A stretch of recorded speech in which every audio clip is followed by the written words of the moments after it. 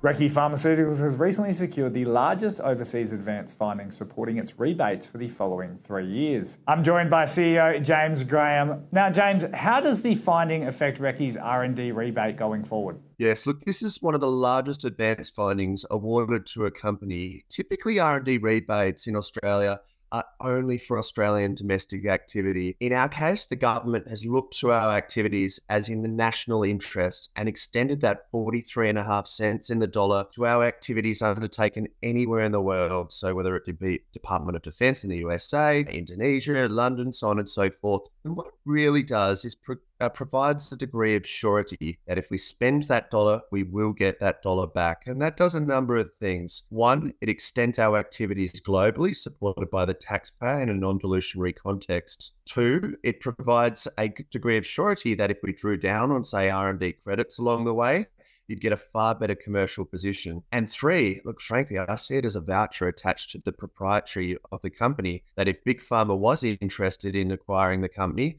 hey, there's a $55 million tax guarantee attached to it. That's got to be a compelling reason to pick it up. So really, it is an unprecedented finding and advantage to Recce going forwards. Now, were many of the programs relying on this news? Yeah, look, R&D rebates really do support the foundation of our funding going forwards. So say we raise about, $11 million, which we did recently. Fidelity took 7.7% of the company, which we welcome them, of course. That $11 million provides about $15 million of true cash runway. And that cash in the R&D rebate context is non-dilutionary, caveat-free. You don't have to pay it back.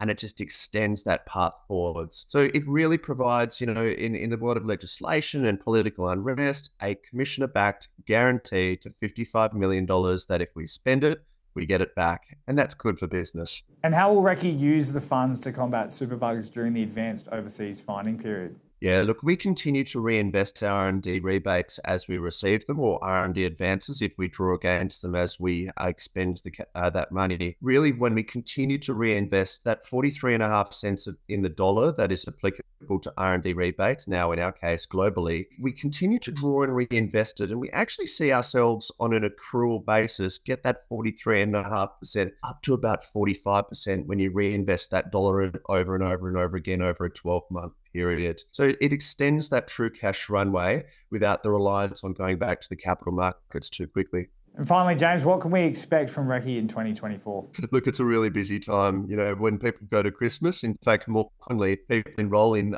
clinical studies from a safety perspective. They need money to pay for the Christmas presents, so they enroll in a quick study. That's great for the safety studies. Those who are busy at the workplace and too busy to tend to that diabetic foot ulcer that's starting to get infected start to appear at our Liverpool, or not our hospital, the Liverpool Teaching Hospital there, where we have the largest diabetic foot infection study in the country. And they start to take a context of what does my view look like going ahead, and where do I seek to position my health, my career, and my family? And they really do start to engage in the respective clinical programs, fast infusion UTI infections on that safety side, diabetic foot infections on the efficacy side, and positioned as a sign of new hope in the fight against superbugs is effectively our company for the time ahead. Well, James, thank you so much for your time. We look forward to your next update.